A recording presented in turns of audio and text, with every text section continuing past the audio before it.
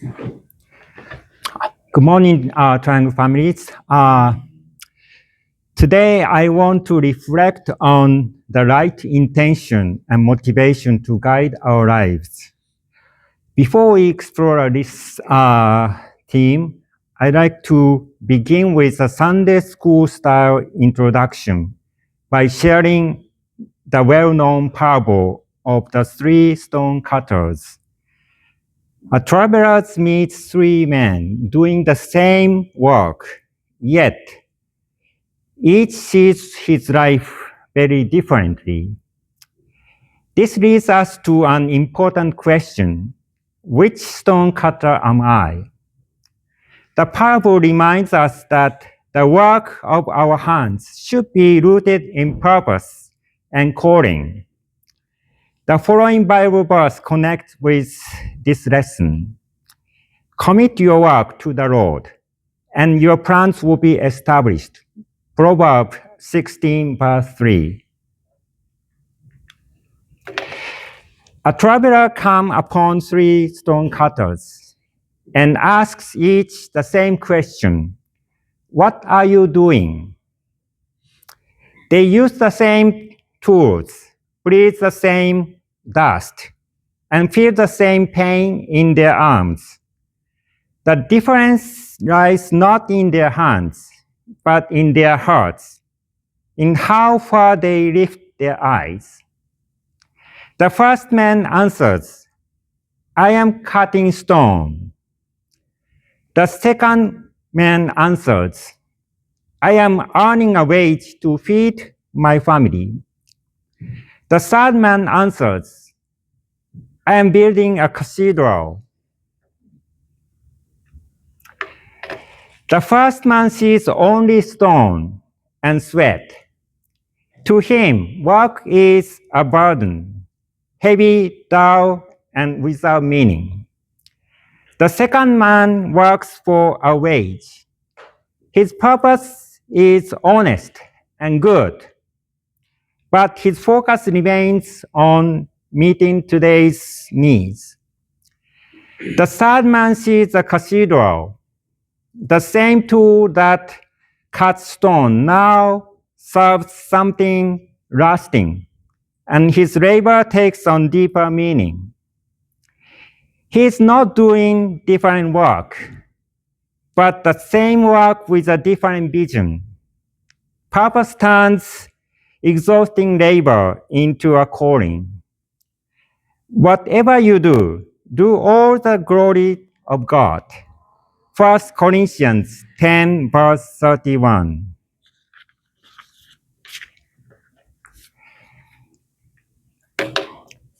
Let us lift our eyes to the cathedral, the stonework in our church. Our work is part of God's larger story of building stonework. God invites us to see our daily labor or study not as gray stone to endure, but as part of His greater purpose.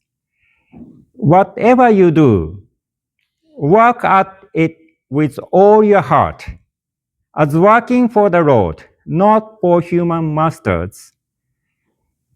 Colossians 3, verse 23.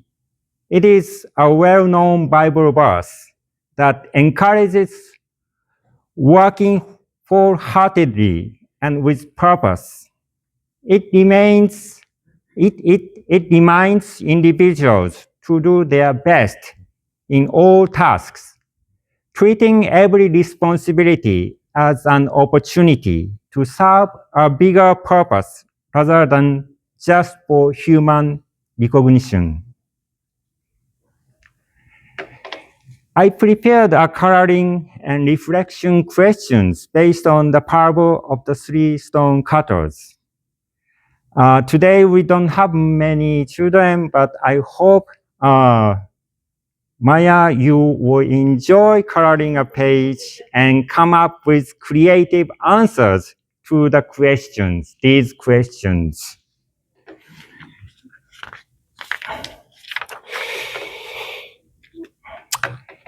I'd like to continue exploring the right motivation and perspective to guide our lives.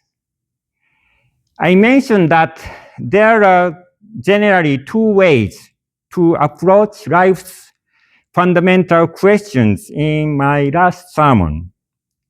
The parable of three stone cutters teaches the visionary approach, which often lifts us up and gives us hope to keep moving forward.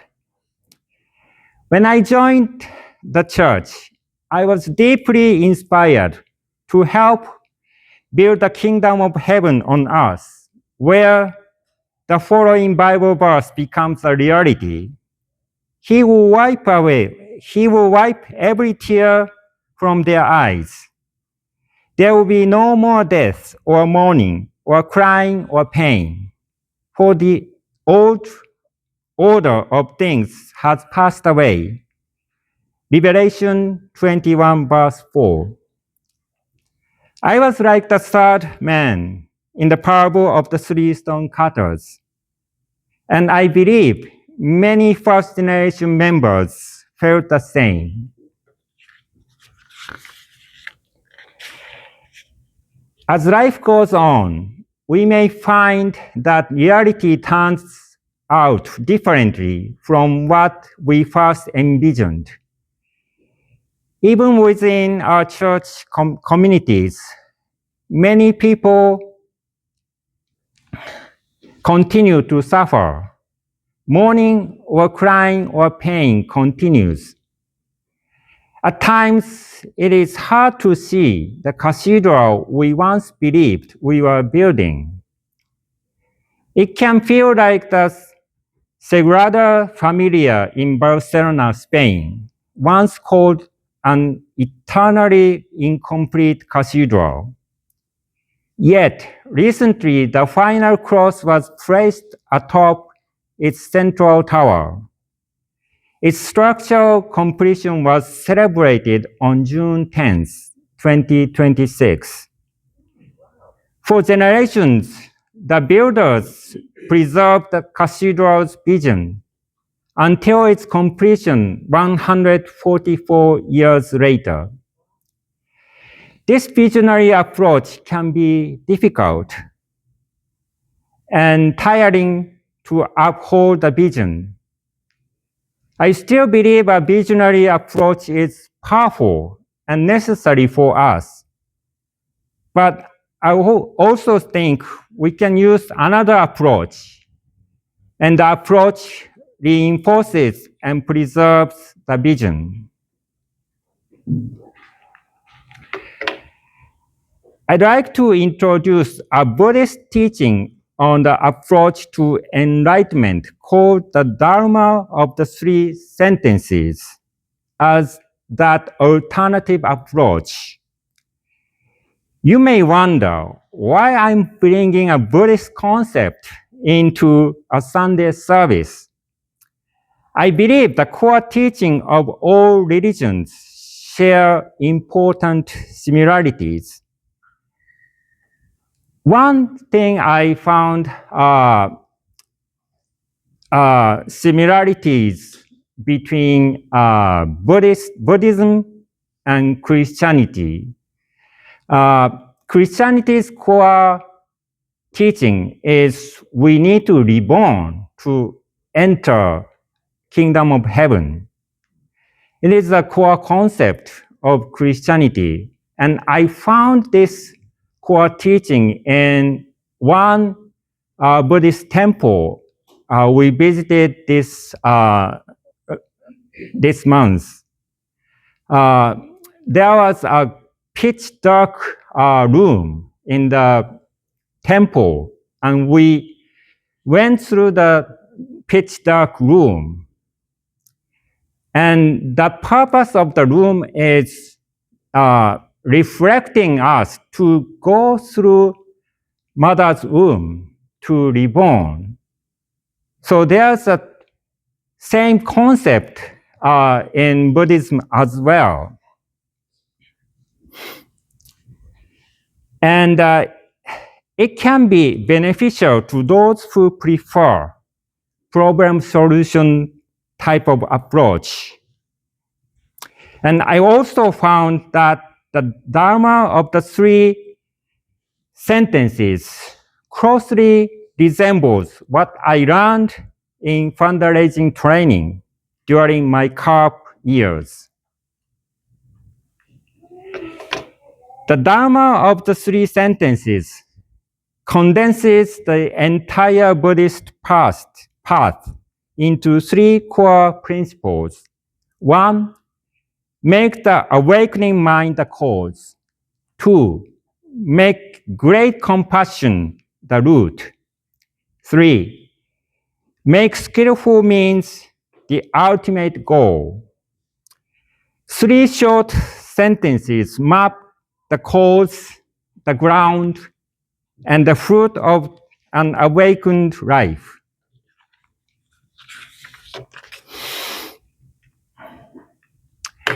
What is the awakening mind?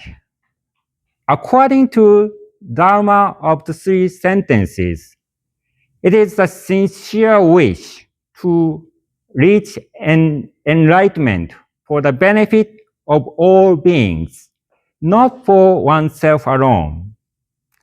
The teaching explains that our intention should first be grounded in this sincere wish. Great compassion and love should then guide and motivate our actions. Finally, we should make every effort to achieve goals that benefit all beings. Fundraising training taught me the importance of doing my best with the right intention and motivation. Like business people, we set external goals and worked hard to achieve them. However, our purpose was different. Our goal was to deepen our relationship with God and serve the people in the areas where we are assigned to fundraise. We continually reflected on whether our motivation was truly to benefit others. With gratitude, we worked day and night to serve God and people. I believe we are practicing the teaching of the Dharma of the three sentences. Setting an external goal matters because it helps us examine our intentions and motivations more clearly. Still, what matters most is what we learn and how we grow. Life on earth is a training ground. Even when it becomes difficult to see the cathedral we once believed we were building, we can still learn and grow through hardships. Even if someone struggles to believe what our church teaches, they can continue to grow by holding the right vision, intentions, and motivations. Intentions and motivations cannot be seen from outside. Those who criticize our church may not understand the intentions and motivations behind its efforts. The Japanese church may have worked too hard and made many people tired, misunderstood, and hurt. But I believe its intentions were sincere and aimed at benefiting Japan and the world. True parents taught us the right vision, intentions, and motivations for our life on earth, especially in marriage and family life. I hope young people can recognize the goodness of this vision and learn the intentions and motivations we should bring to marriage and family life from true parents.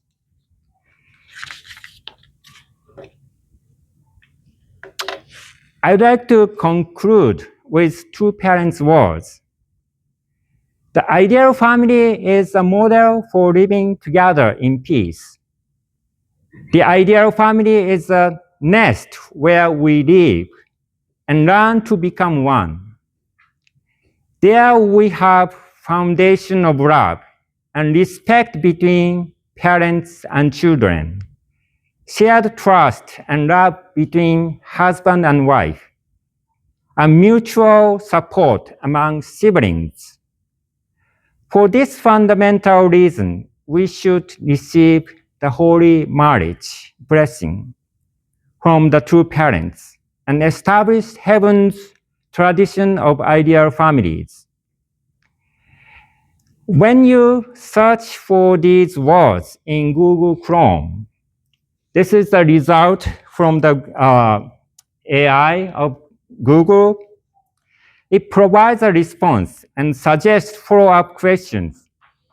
Yes, you can see these follow-up questions and you can ask these follow-up questions. So you can easily explore the true parents' teachings on marriage and family. As you do, please remember to let the awakening mind be your reason for seeking them. Then you will find the true teaching of true parents. Thank you so much. Let us pray. Dear Heavenly Parent, thank you for this time for us to gather here and share your words. Heavenly Parent, true parents gave us clear vision for our life. And that vision uplifted many members. And I believe true parents' vision will change this world. But Heavenly Parent, it is not easy to uphold this vision. Especially we go through many difficulties and we face difficult reality in this world. But Heavenly Parents, our goal is not just achieving the external goals. Our fundamental goal is to deepen our relationship with Heavenly Parent and grow up. Heavenly Parent, true parents' teaching and vision will benefit many, many young people. But it is not easy for young people to understand. But I'm sure if young people have sincere wish to find the truth, then they can find the goodness of true parents' teaching and vision and the value of blessing. Heavenly Parent, please guide especially young people to find a way for the truth to guide their lives. Thank you, Heavenly Parent. I'd like to report everything in the name of members gathered here with gratitude, attending Holy Mother Han with gratitude. Adieu. Adieu.